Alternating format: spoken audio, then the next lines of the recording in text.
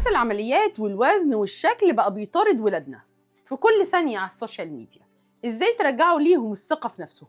السوشيال ميديا بتزرع عدم رضا دائم بالواقع، وبتحسس ولادنا ان قيمتهم في الفلتر مش في شخصيتهم، وده بيخلق فجوة كبيرة بين شكلهم الحقيقي وبين صورتهم المثالية اللي بيصدروها للعالم.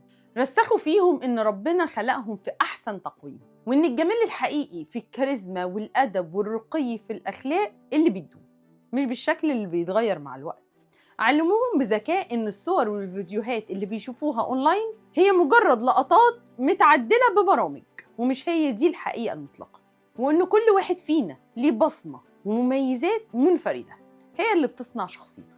شجعوا الرياضة كنمط حياة للصحة والقوة البدنية، مش عشان شكلهم الخارجي، واربطوا ثقتهم بنفسهم بإنجازاتهم الحقيقية في دراستهم وهواياتهم وتقواهم لربنا.